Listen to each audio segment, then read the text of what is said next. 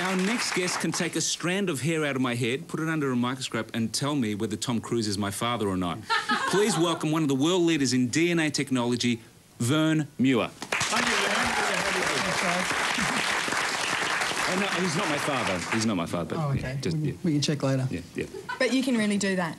Yeah, of course. So a little while ago on this show, I think we showed those ads that are on television about if you doubt the paternity of a child, that you can send off a strand. So do you... No, we don't like to instill doubt in people's minds. I mean, the service is there if somebody needs that sort of... If they need that information, we're available. We don't think that, you know, perhaps putting an advertisement out trying to, you know, create this sort of suspicion in people's minds is necessarily a good thing. Your company's DNA Solutions. Right. And what does it do? Like, what does it do then if it doesn't do that? Well, primarily we started with veterinary technology and doing a whole lot of different disease tests for animals, which we still do.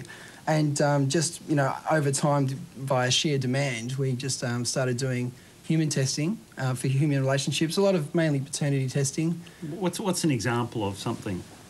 Well, we've got, you know, a lot of it is as men checking, obviously, their kids, see if they're really theirs. But we also had, you know, like people looking for their adopted parents. We had two gentlemen once in their 60s that were brothers that had never met before. Oh. And one was from New South Wales and one was from another interstate. Perhaps I shouldn't get into too many details, but... and you could prove that they were brothers? Yeah, well, one of their family members was sort of looking into it and sort of went, I think I found your brother. Wow. And it's not until they... If I'm a son of, say, parents who are just trying to find out who I belong to, do you have to get consent from me? Sorry, a question again? When you get a slab, do you get really picked up? Do you have to get consent from all the parties involved? Not necessarily. So, no. so a kid could get tragic news and unfortunately not want it. A kid could get tragic news. Yeah, well, that's sort of true. I mean, obviously, you know, it's never nice if somebody's going to get news they don't like. So because this is the whole thing about the whole, is because you're working in a field where there's no history, like you're making history every day. That how do you know what the parameters are of what you should and shouldn't be doing? Well, that's... Or do you... Well, that's a very good point. I mean, obviously, you know, the moral and ethical obligations are something that we've thought about a lot, and we're quite convinced in our own right that we're not doing anything that's, you know, that could be construed as not ethical.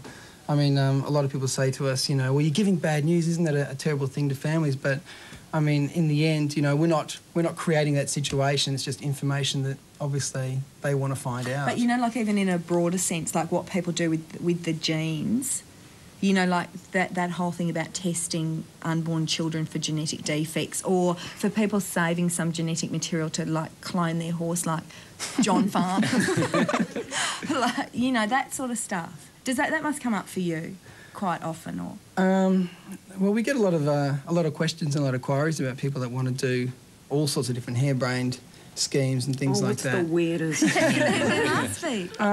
We had an email once from a gentleman that was collecting... Actually, he was in the States and he was collecting dog poop from the streets and wanted to test all the dogs to find out who was the culprit. And he put on his email, this is not a joke, you know. No, see, I would like to do that. So I was about to say he's leading a full and happy life. But... No, outside something about dog people... Dog people always make out like they're the best people in the world.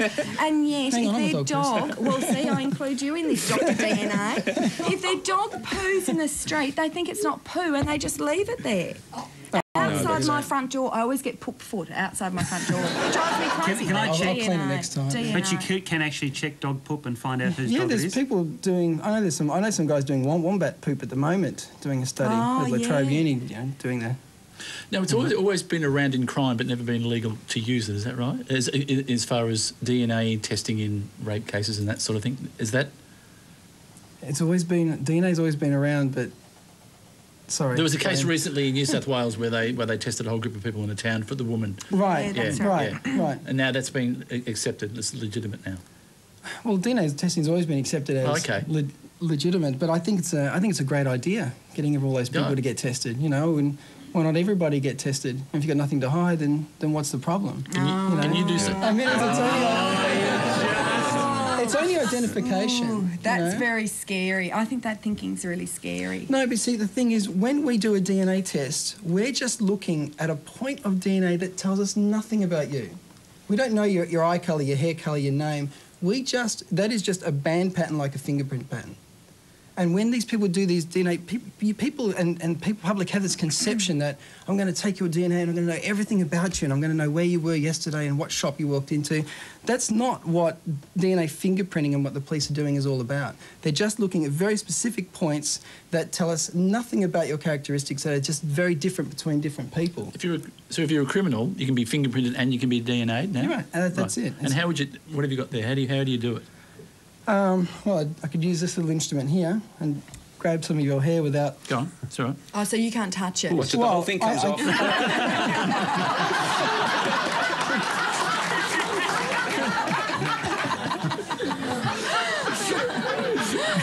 They've even invented a tool to take a hair off. Well, Because you yeah. can't touch it? Well, with your that's fingers, actually or- a medic. You should have recognised that tool, shouldn't you? No, it's a tool. And what do you now do with that? Is it pretty simple?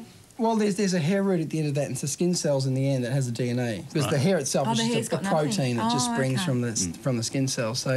So what we do is we just cut the very end of that little hair root into a tube, and then add certain dyes and detergents that would separate all the DNA within that cells from all the rest of the... And does it like make membrane. it makes a pattern? Right, exactly. So in the end, you can't see a molecule of water, but you can see a drop of water. So you can't see a molecule of DNA, but if you get enough DNA together, you can manipulate it with electric current and stains and so forth that you get a pattern. And that's that typical... Have you ever seen those DNA patterns that they hold up Yeah. with all the bands? That's Yeah, pretty there's like much... the strands or Right. whatever, yeah. And can you do it from a licked stamp? We had Can an they do inquiry about that just the other day too, actually. It was me, I rang. What it sounded like a woman. Is it... Oi! Is it... and you can? We haven't actually done it ourselves, but yeah, certainly it can be done. Yeah. But this is going to explode, isn't it, DNA? It's just going to be... Yep. Sometimes I feel like, no one's ever seen a cake before, and we've got a cake shop, and we sort of look at all the different ones and think, now, what do we want to put out there? And yeah, it's like sort of almost like the computer industry in the 1950s too. You know, like the computers are out there, but there's no software available. So what do you reckon, Vern, about the Tasmanian tiger? Yes, no? We can build one? For the sake of ecology, I wouldn't mind seeing a Tasmanian tiger back out there in the one bush. day, though, because it's funny, because I read an article during the weekend about how you can actually trace back all the people back to people in 40 million years ago and stuff like that. Do you reckon you'll be able to trace back where we all came from and everything? Well, I don't know. That's a pretty hypothetical question, but certainly I think there's a lot more. We've only just really finished sequencing the human genome, and it was only done last year. So we are just absolutely scratching the surface. Would you We're just secretly tuck a bit of yourself away to clone yourself later on? No. You wouldn't? No, I think that's very silly. But if the idea of cloning yourself. If you grabbed a piece of King Tutankhamun from the mummy, Right. could you actually see, Oh, yeah. Could you find out whether you are a descendant of King Tutankhamun? Yeah, there is actually there is some work being done in that respect, so you can sort of take someone's DNA and have a look at it, and they'll give you an idea of how much a percentage of your different racial background you've got. Whether you can pinpoint it down to exactly Tutankhamun is another matter. And so how far away would the world be from making another King Tutankhamun? Wouldn't he be spun out? It was Jurassic Park, wasn't it? Well, yeah, that sort of stuff. Well, I know since Dolly was done, a few years ago. There's obviously there's a big concern and outrage about someone's going to clone a human, but really human cloning is not like it's still a long ways to go. And you have to remember that when they did Dolly, they did 277 attempts before they actually finally got one to conceive. And so it's not like they've got hundreds and hundreds of women lined up there ready to give birth to mutants and miscarriages before they can follow the human. So, and the other thing about Dolly was Dolly was an old sheep, and when they cloned her, the baby was the same sheep, so she started at the same age. Okay. She was actually born as an old sheep. Right. And just finally, I want to tell, can you take Glenn's hair in terms of proving brothers and get hair from Patrick Swayze? Just see whether I think it's time to say goodbye to Vern right now. Right. Thanks very much for coming on the show. right. Please say thank you to Vern Muir. We'll be back with more panel after the break.